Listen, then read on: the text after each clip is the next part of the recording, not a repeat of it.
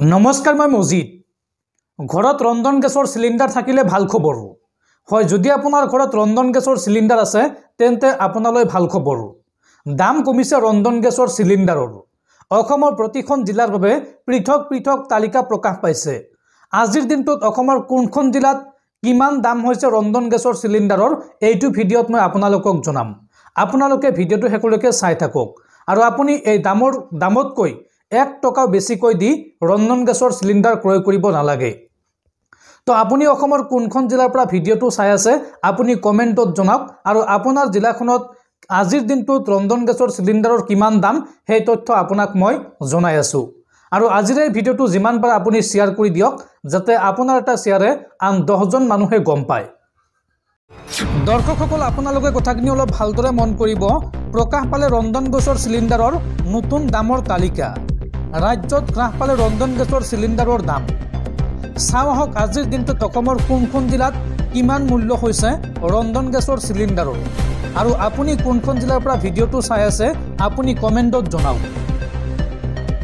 হ্ৰাস পালে ৰন্ধন গেছৰ সিলিন্ডাৰৰ দাম প্ৰতিটো বাণিজ্যিক সিলিন্ডাৰত কমিল 7 টকাকৈ দাম বৃহৎ হালসলনি সিলিন্ডাৰৰ মূল্য প্ৰকাশ পালে প্ৰতিখন জিলাৰ নতুন মূল্যৰ তালিকা চাই লও আহক অসমৰ কোন জিলাত আজিৰ দিনটোত এলপিজি অৰ্থাৎ ৰন্ধন গেছৰ সিলিন্ডাৰৰ কিমান মূল্য বজালিত 845 টকা বাক্সাত 860 টকা বৰপেটাত 845 টকা বিশ্বনাথত 868 টকা বঙাইগাঁৱত 837 টকা কাছাৰত 937 টকা 50 পইচা চৰাইদেউত 818 টকা চিৰাঙত 837 টকা দৰঙত 860 টকা ধেমাজিত 868 টকা 50 পইচা ধুবুৰীত 853 টকা 50 পইচা ডিব্ৰুগড়ত 802 টকা ডিমা হাছাত 961 টকা 50 পইচা গোৱালপাৰাত 834 টকা 50 পইচা গোলাঘাটত 890 টকা 50 পইচা গুৱাহাটীত 852 টকা হাইলাকান্দিত 948 টকা হজাইত 875 টকা যোৰহাটত 818 টকা 50 পইচা কামৰূপ মেট্ৰত 852 টকা কাৰ্বি আংলঙত 825 টকা শ্ৰীভূমি জিলাত 937 টকা 50 পইচা কোকৰাঝাৰত 837 টকা লখিমপুৰত 868 টকা 50 পইচা মাজুলীত 819 টকা 50 পইচা মৰিগাঁৱত 862 টকা 50 পইচা নগাঁৱত 875 টকা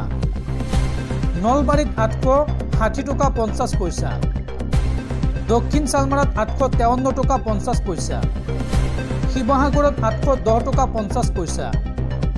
শোণিতপুৰত 868 টকা 50 পইচা